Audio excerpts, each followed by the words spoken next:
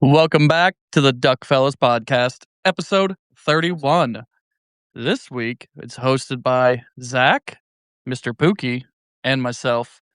Make sure while you're here, hit that like button and subscribe wherever you're listening in at. And we got some special guests this week. One, Mr. Famous ZB Kitchens on Iowa Waterfowlers, and Mr. Cody Mann, which gonna give it a minute to let them in, I guess, because Cody's camera's off all of a sudden. There he Bring is. it on, boys. How's it going, guys? Not bad. Not just that. That's it. Not bad. Yeah, no, just that's it. Like that's all you get. That's it. Yep. All right. At least he said something. ZB Yeah, just kinda Zach's just waved. sitting there.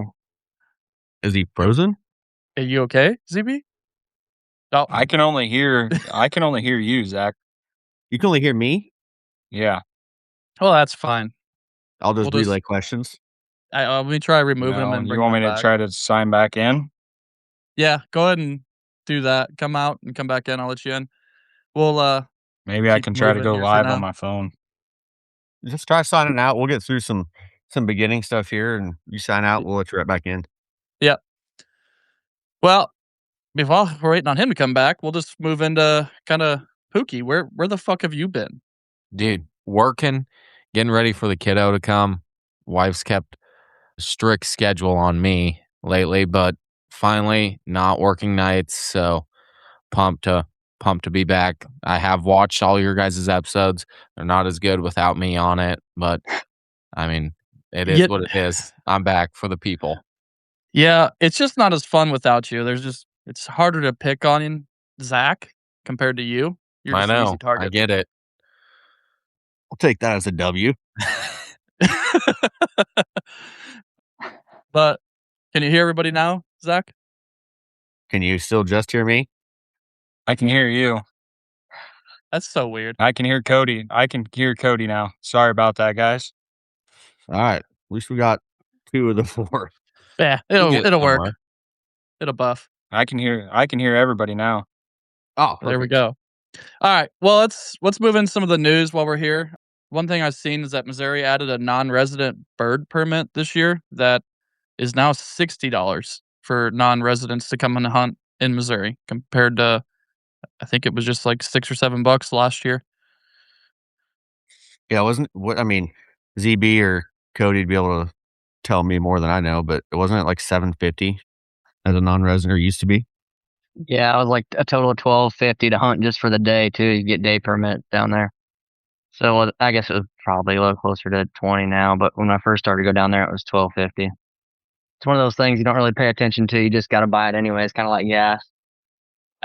I mean, how often do we sit there and go, "Yeah, I'm not going to go because that costs too much for the license." Exactly. Still going to spend the money and go either way. Yep. Yeah, if we were into saving money, none of us would be doing any of this. No. No, I make sure I stay broke doing this. Really. Yeah, absolutely. Well, with this hobby, I can't afford drugs, so keeps me on the straight and narrow. Oh shit! And then Kansas. There's a lot of speculation coming out of Kansas lately, the past couple years, really, that they're going to really limit non-residents and maybe even how many non-residents can come into the state and hunt every year, which is wild. Kind of South Dakota does the same thing, though. Yeah. Did you see I any think sort of numbers? Do what? Did you see any sort of numbers on that? I did not. I know it got denied. One of the deals got shut down a year or two ago, but I know they've been working on it and trying to get something figured out. I mean, you're already limited.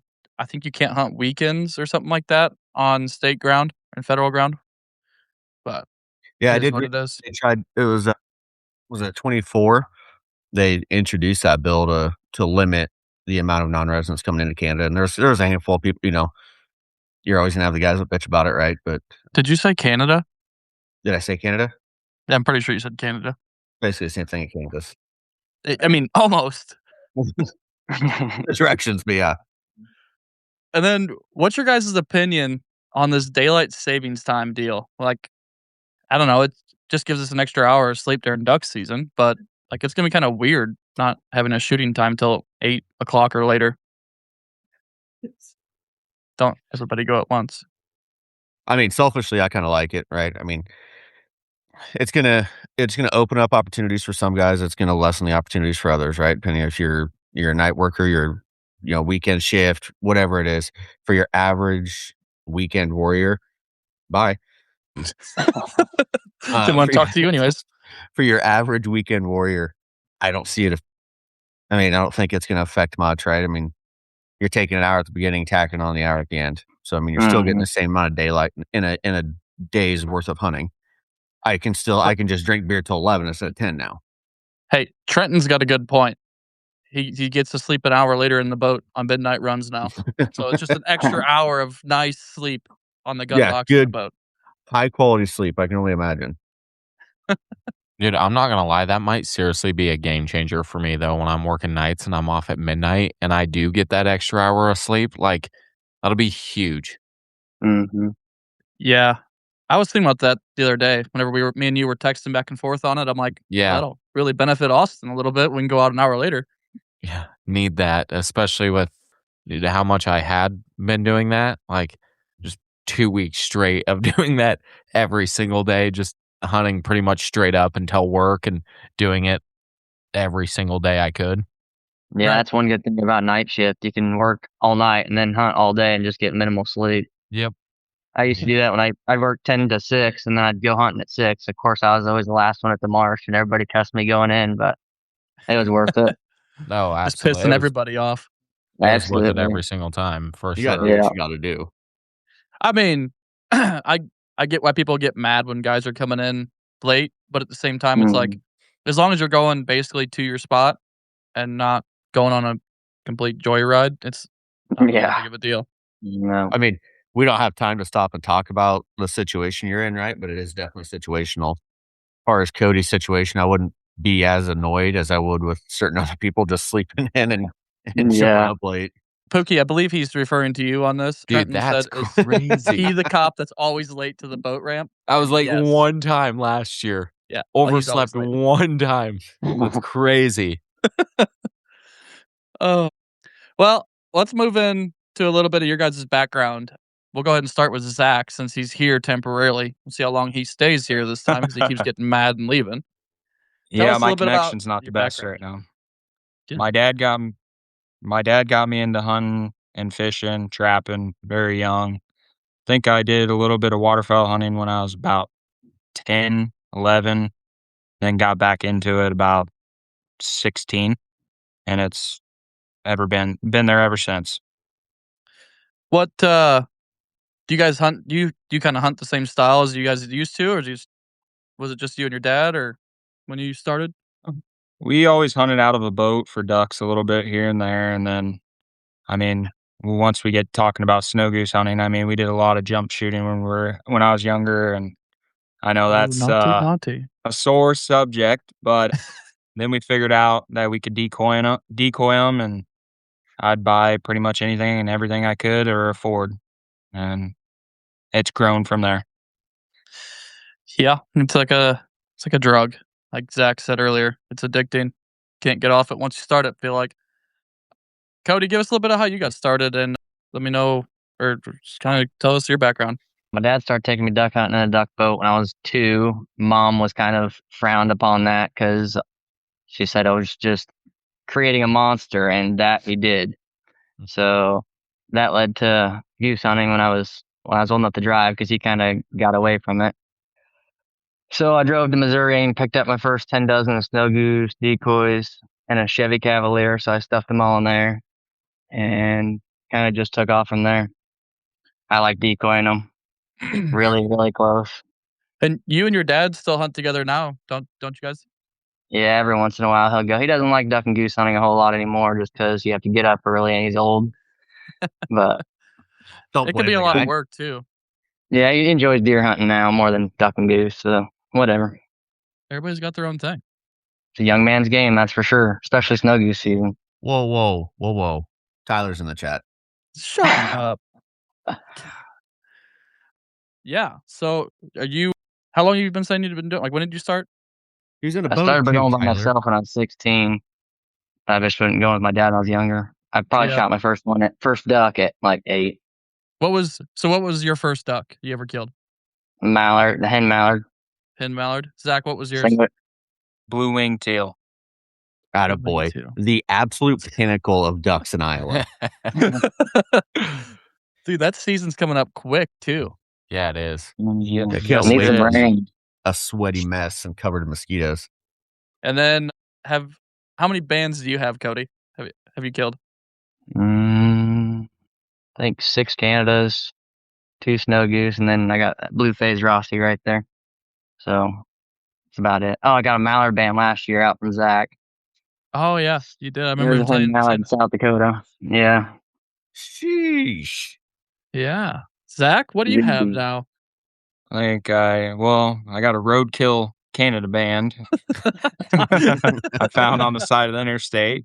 Then I just have a honker, and it ended up being a local band from where I'm from here in town, and then a banded gadwall from I shot in South Dakota, but it was banded in Louisiana. Oh, that's pretty cool. Yeah, that's dope. All right, Zach, what's your favorite bird or coolest bird that you've killed? Be a tough one.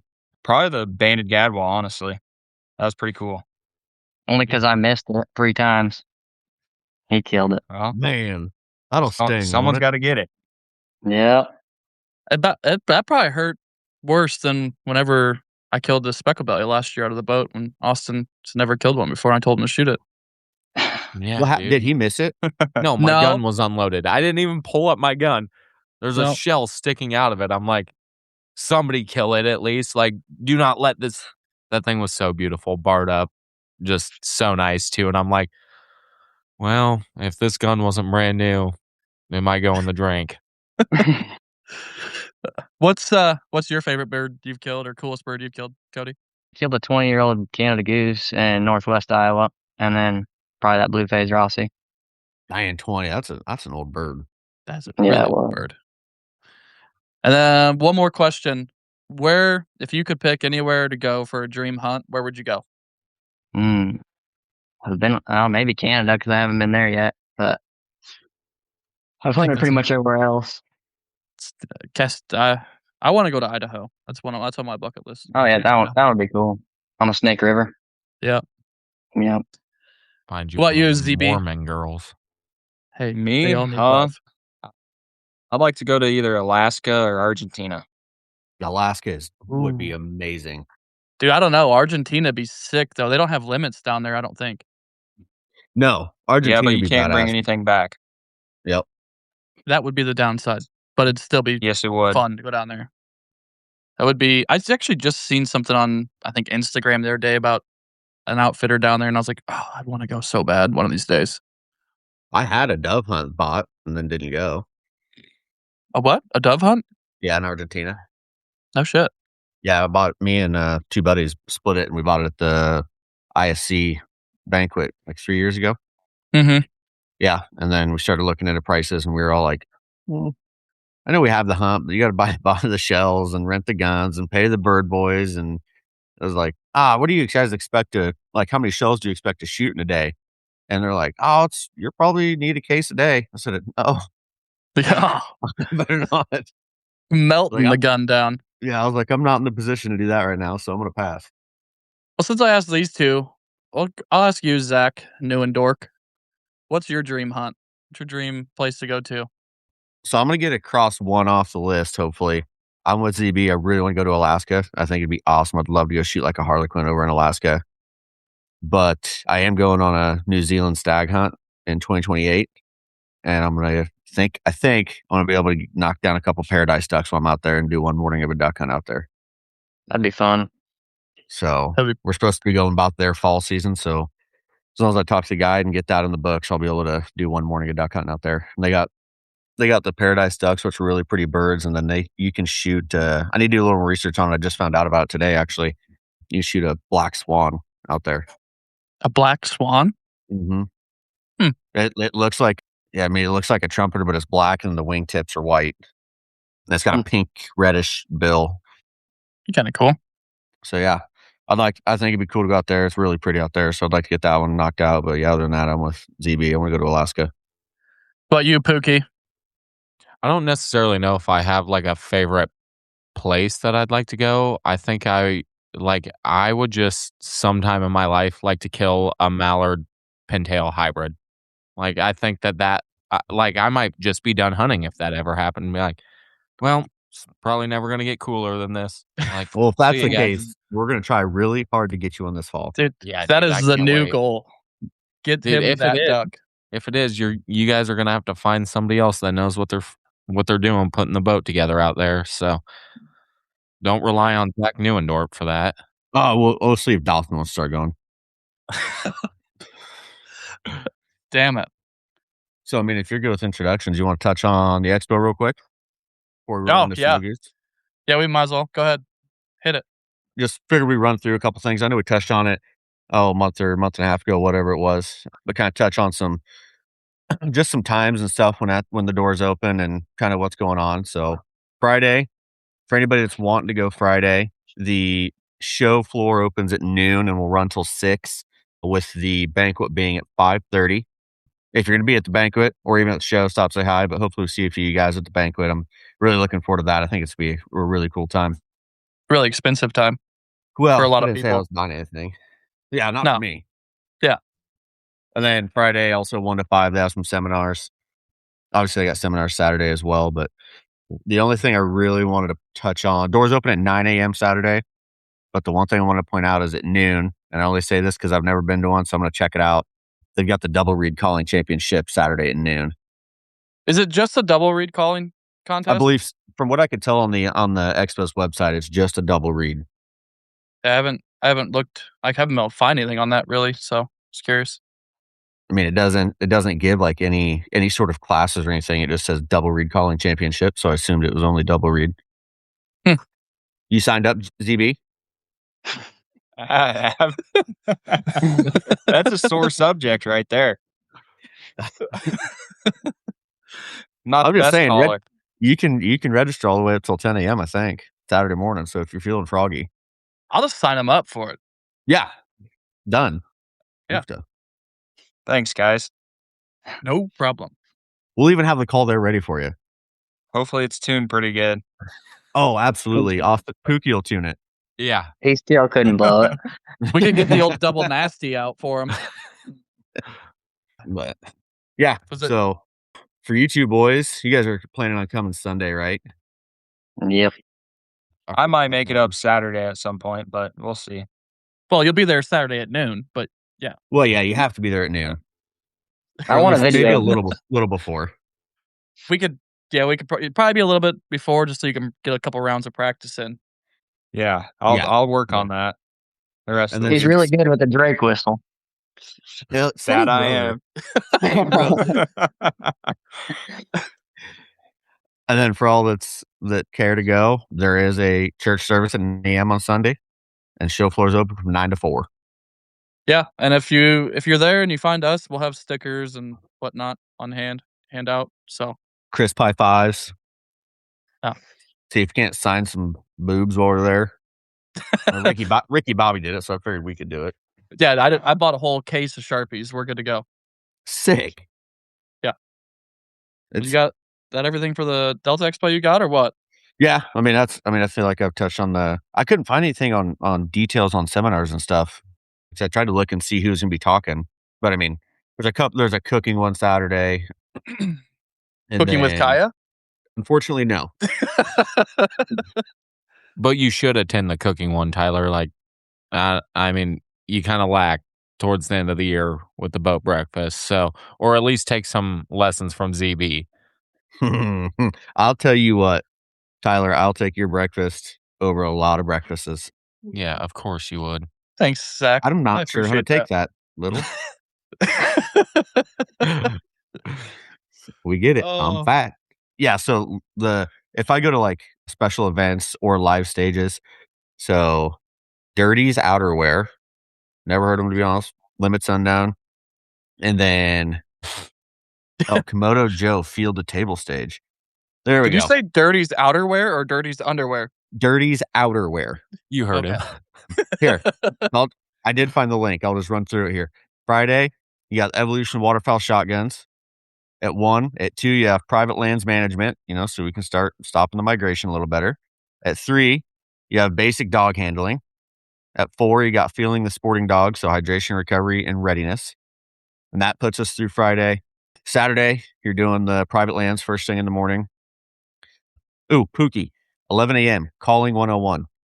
Foundations of Need effective that. duck calling. Noon's the dog handling again. Right after that's, we're feeling the sport dog. 2 p.m.s from field to kennel, so handling and breeder insights. Waterfowl shotguns again at 3. And at 4 p.m., there's a all things waterfowl live Q&A. That'd be kind of cool. Ooh. Sunday at 11, there's a call tuning, so maximize performance in the field. What Noon day? again. That's Sunday at 11 a.m. Oh, shit. I was really hoping we could get to that for Zach's calling competition, before the competition. No. That's where I think, an hour before. 11 a.m. on Saturday, there's the Call 101, Foundations of Effective Duck Calling. So maybe we can hit that quick. Yeah, and then private lands again, basic dog handling. And then at 2 p.m. on Sunday, they have the All Things Waterfowl live Q&A again. Should be a good time. I'm really looking forward to it. I've been looking forward to this weekend all since hunting season, really. Yeah, this is super. It's one I wanted to go to the past couple of years, seeing like Bradley go. It looks awesome. So I'm excited. It's close to home. Yep. Gonna be a lot of new stuff that's gonna be there that you can check out, get your hands on it, see if you actually want to buy it before you order it off of Rogers like everybody else buys everything from nowadays. But Well, it'll be it's neat. easy, you know? Yeah, it is easy. It's easy to spend a bunch of money on there. Yes. But let's move into kind of some of your guys' not background, goodness gracious, adventures and challenges that come with snow goose hunting and the things you guys have experienced out in the field. Guess we'll just kind of start. I mean, not locations here, but like, what's your guys' go-to state? I know you guys do a little bit of traveling. Like, favorite state to hunt snow geese in? Oh, probably Arkansas and their mud. That's probably my favorite. Is there a specific reason? Down Or there, just- just chasing feeds, and up here it's just like you're hunting the migrators, and that's about it. Okay. Chasing feeds is always fun. Yeah, it is. Zach? ZB?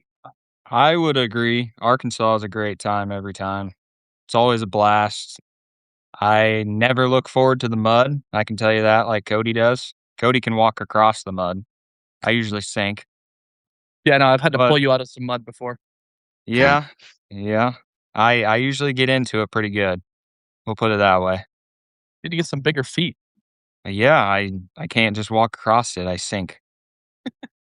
Last year we had a pretty good time down there, just the two of us. We threw out 1,000 socks or whatever is all we took down there. The two of us set up a little over 2.5 hours chasing That ain't feeds bad. down there every day. No, it was pretty fun. It's been years since I've gone down there, but from what I've heard, it's gotten really tough to get permission to hunt down there. Just because of all the outfitters chasing them and everybody does it nowadays compared to 10 years ago. Yeah, we've got a pretty good relationship with a couple farmers down there, so that helps. Yeah, that makes a big difference. Yeah, Yeah. it's pretty solid. Do they Which is kind of good. you guys call them before you go and kind of get a rundown on if there's birds in there, or you just kind of go every year at the same time or every time We you go? go at the same year every time, but we also shoot them a text when we're leaving up here. This last year, we weren't sure if they were going to let us or not, and we tracked down the farmhand, and he made a call, and we were good to go. So that was really nice to hear after Yeah. driving all night. Yeah, I can only imagine driving all night to get there, and the farmer's like, "Yeah, you ain't hunting my shit no more. Get the fuck out." Would be a little stressful.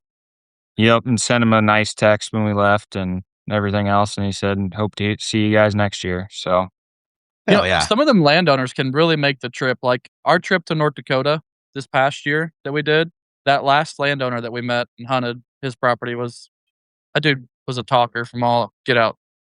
But he was a good time and really accommodating. I can't believe he didn't come out and shoot geese with us because he kept acting like he wanted to. yeah, he could have shot his buck that day too. Yeah.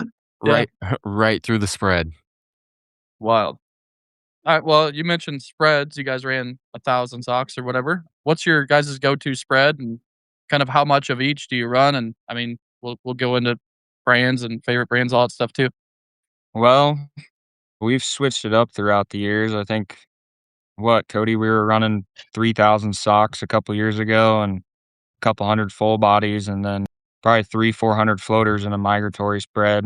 Sold off a lot of that stuff and bought some newer stuff. So we're not as big as we used to be. Now, but we go for more realism now. We have more full bodies and to be close, more full bodies than socks now. Is it getting like where you're having to go to full bodies to really get them finished? Like, are the birds getting smarter or just more educated along the flyway? It depends on where you're at in the United States. Like Arkansas, they're pretty dumb down there, and then when they get up to here, they're pretty smart. Yeah. Especially if you don't have any wind, then the full bodies kind of come into play. And Yeah. Speaking of hardships, the wind, Arkansas, that was tough this last year. We had 0 wind for 3 days. And Man, The no one wind. the one day we had 7-mile-an-hour wind, and we thought it was going to be a good day, and then it decided to get cloudy, and I think it was raining that day. So it yeah, kind that of was sucked. the day. That was the day we picked up and went home. Yep. I feel like no wind. If you don't have wind, you're almost better off just staying home when it comes to duck, goose, snow goose. I mean, all of them. It's just we all go still because what else are you gonna do? Sit at home and on the couch or whatnot? But it's tough. Well, no. If you sat at home, guarantee the wind would pick up. Walk outside and the wind just rips your hat off if you stay at home. Yeah, that's feedback. That's how it works for me. Yeah. The most successful state is usually Missouri, though, because we've had our big numbers there because of migrators. Yeah, imagine if you hit that right. It's hard to beat, getting right underneath their line when they're moving north and you're just pulling them out of the sky. I've gotten lucky a couple times back in Illinois when I used to hunt there, and you just hit it right and they just keep coming. You can just pretty much shoot and reload and never stop. Yep. I think the most we've ever shot is 165 over decoys, which is a pretty good day. That's a pretty damn good day for sure. Yeah, a lot of shells are shot. We usually hit it right about one day a year. It seems like Yep. that year What we makes hit it- it. We hit it good, like Mhm. for a couple weekends straight. We did. Yeah, that was what was that 2-3 years ago where you guys were just beating them up like I think every weekend. I think it wasn't this last season. It was, I think, the season before. They kind of all Yeah. go together anymore. That's what So- happens when you get old, ZB. Yeah. Oh, I'm getting there. I'm getting there. Hopefully you catch me and pass me up in age. Yeah, I don't know if that's gonna happen, Tyler. It might. Just keep I can have a dream, okay? Yeah, that is true. We'd still give you more shit for it anyways, Yeah. Tyler. Whatever. It's all right. I pick on you enough. It's fine. Yeah. I think you kind of mentioned it. Like, is Missouri pretty much your favorite state to hunt, or was it Arkansas? Arkansas, definitely. For the experience wise, but killing wise is Missouri. And then, like, everybody's got their own styles for snow goose hunting. Like, I mean, you got all kinds of different ways of doing it. But between land and water, which one's your guys' favorite? I mean, I see you guys do both quite a bit. We lay in whites quite a bit, which is a lot easier to blend in than a layout blind because you're usually hunting like in Arkansas mudflats, so you can't hardly mud your blind enough. So we usually just lay in whites on backboards. Not the most comfortable way. You definitely need sunscreen in Arkansas. I got sun poisoning one year. My eyes bloodshot. Oh man, you got sun poisoning? Yeah, it was pretty bad. Oh We man. drove through down there in St. Louis, and I got out to take a leak, and the bathroom was around back, if that tells you anything. And there's a couple guys that didn't even want to mess with me because I looked terrible. That doesn't even sound fun. No, it was miserable. So I guess also like land or water, like your favorite style, like in a field or hunting water over floaters. It depends, because down there you hunt sheet water, and then up here, of course, we hunt a little of both. I mean, we have our full body spread on usually a pond set up, and then we have our sock spread that we chase whatever we want to hunt, like a field wise. So that's helpful. I would always like, I don't know, I just like hunting the water. Like fields are fun, but I don't know, something different about seeing a duck or a goose do it over a lake or a pond or sheet water, any of that. Yeah. Depends on the water and the mud, though, because shooting that many snow geese and chasing all those cripples kind of sucks. Yeah. I mean, there's only so many a dog can go get before it's tired. What about you, Zach? ZB? Is that what's your preferred style? Land, water, whatever. I would say it depends on the state. Fair enough. I If you're mean, hunting you can Iowa, what are you hunting? Pond? migratory spread for sure. And You? What's your best day in Iowa you've had? I think mine is, and that was we were running and gunning, I think 65. That ain't bad. Yeah, that's probably mine too. It's a pile of Yeah, bird. 65. That's gotta And they suck did it cleaning dirty. all those. Do you guys clean all the snow geese you kill, or do you guys like give some to farmers or whatever? No, we brushed them all out for sure, and then Zach makes his famous brats. He's got brats for days. I know Yeah, the if feeling. anybody needs ZB some, What kind of anybody brats do needs you make some this year? jalapeno cheddar. It's my go-to. Yeah, actually jalapenos. I did it a little bit different this year. I put jalapenos from my garden from last year in them. I diced them Dang, up and grinded them up with those. organic. Straight farm to table. Look at this guy. Speaking of farms, Cody, I heard you got quite the farm going on. Oh yeah, we got goats, turkeys, chickens, quail. Quite the Oh funny my farm. god. You screw all those? Huh? You screw all those or just the goats? Just the goats. They Nice. screw each other. I was saying quail was making me a little nervous. So, do you guys prefer hunting with or without dogs when you hunt snows? Definitely with. Absolutely, you got to have a dog. Yeah. Yeah. No two-legged retrieves for you guys? Oh, there is plenty of that too. Yeah. Yep. I can't imagine shooting that many birds in sheet water, just mud up past your ankles, trying to The get terrible that many thing birds. with Arkansas, the sand gets in your gun and really just gums everything up, which is a downfall. But Yes, it does.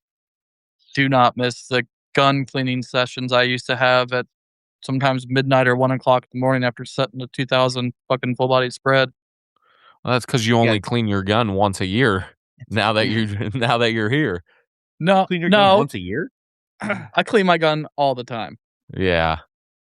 I usually just try to hold it under the water and cycle the action a few times. and then Yeah, spray things work. WD-40 on it. Hey, as long as it cycles and shoots, it doesn't matter. It's fine. True. Yep. Speaking of guns, what's your go-to gun, Cody? SX4. I've got Okay. two of them usually in the field next to me during snow goose season. My guy. ZB Kitchens, I know, has been making the slow switch over. We'll see. And he's better, yeah. I usually rock the Benelli, and then I have the SX2 next to me. And the SX2 usually is tried and true when the Benelli goes click. Hate to say it, but There it is. I hate to say it. I know all you guys, Golly. everybody I hunt with, they give me shit all the time, but I don't know. I just can't put it down. You know, you've been fighting that Benelli click for a long time now. You ought to just throw it in the lake and forget about it and go buy yourself an SX4. Well, I made the bad call this year and bought a M2 as well. So just for snow goose season, when I went to Arkansas, and first time I went up and pulled up on a group, it cycled 2 times and then didn't fire after. Do you just like punishing yourself? Some days, yeah. And you can, if you want to ask Cody, I probably yell at my gun almost every time we go out, at least once And or if twice. he doesn't, I usually yell at him to change guns. That is true. And there's probably a lot of more birds that could have been killed if my gun didn't go click. I will agree to that statement. Well, at least you agreed to it. You are one of the only Benelli guys that admits to the Benelli click being a problem. Yeah, this next year I'm gonna fix all my springs. I'm gonna redo all of them and put heavier springs and everything. That should help. I've done a lot of research in this off season, and I think that's what I'm gonna do and see if it makes a difference. What if it doesn't? Then can you throw it in the lake? I will probably retire both Benellis and keep them for duck season only, because every time I'm duck hunting or goose hunting, they cycle through the first 3 shots, because you can only have 3, obviously. But when you put that extension tube on it, I don't know what it is. What is, speaking of extension tubes, have you guys ever heard of the X-Rail or ever used one? It used to hold, 25 shells. I've seen them. I want one. I'd like to buy one. Yeah. Do they still make them? No, they do not. I remember the hams used to have those in all their guns, the max rails. Damn. And it looked wicked. It had to be heavy. A whole box of shells in your palm of your hand. Well, I Yeah, know when I'm you sure. Go go ahead. ahead. I was gonna say I know with having 12, it's pretty heavy alone. It I'd takes a lot of the recoil away though too. Keeps it Yeah. nose heavy. What brand do you guys have? Like, is there? I don't know much about extension tubes because I don't snow goose hunt anymore ever. But is there certain brands that are better than others on extension tubes? I mean, I think a lot of them guys, from what I read and everything, Nordic's pretty good. I haven't personally used one. I just have a bunch of Carlson ones that I have. Carlson's pretty respectable on all of his stuff. I've got one Nordic component on my 13 round, but my 8 round is a Carlson. Yeah. So we talked about dogs or no dogs and layouts or whites.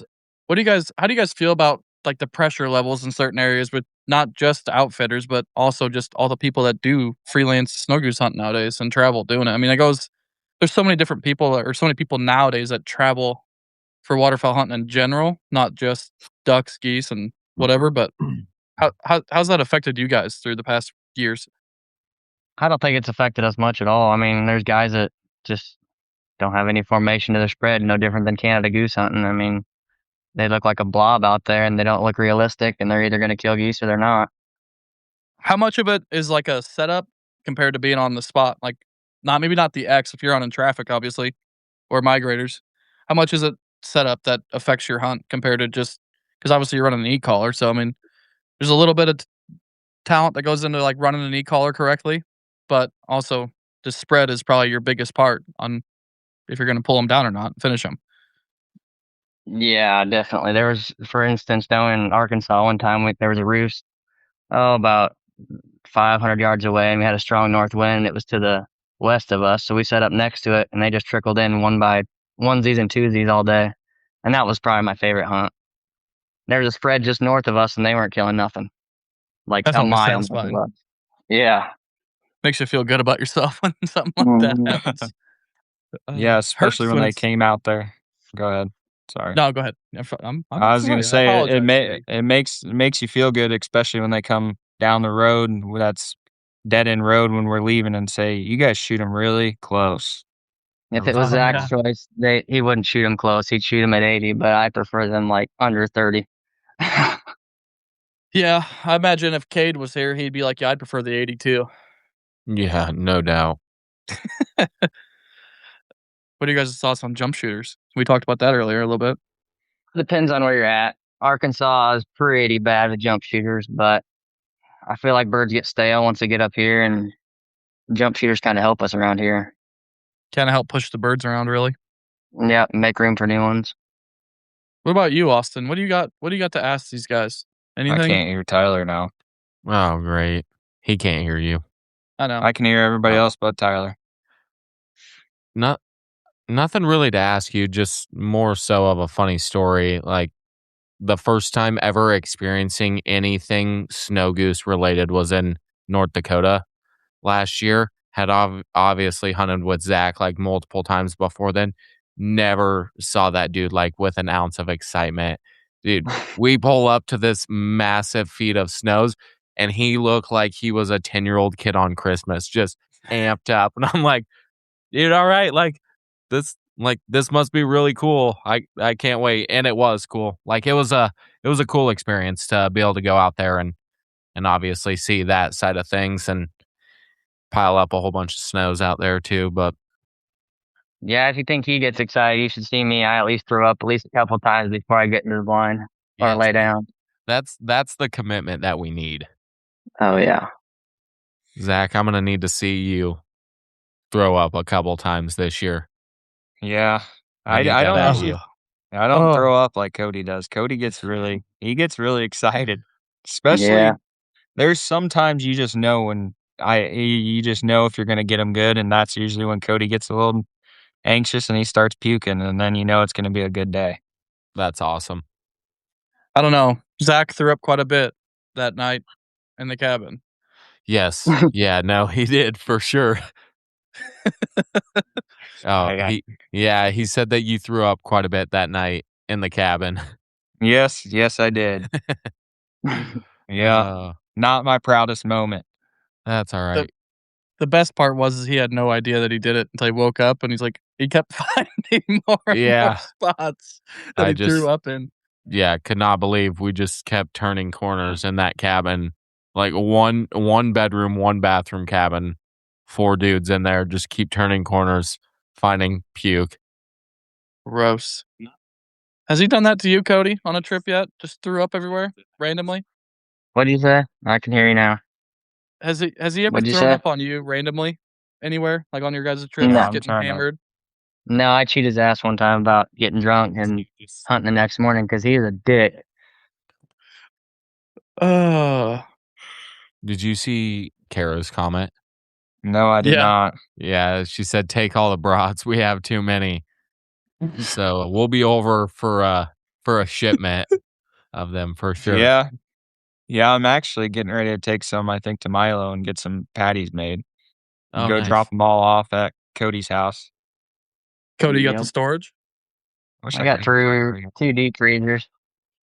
Zach, can you still not hear me? No. No, I don't think you can. Yeah, no shot. I was gonna say, how can I get this so then it refreshes? I guess. I don't know if he just left the chat. Too, yeah. That's gonna work really well. Yeah. I don't know. There he is. I can hear you now, Tyler. Oh yay! Woohoo! As soon as we start to roll into our closing moments, right? I guess before we kind of start wrapping this up, what are some tips and/or tricks that you guys can use or tell people that you guys have found to be successful without giving away your secrets to it?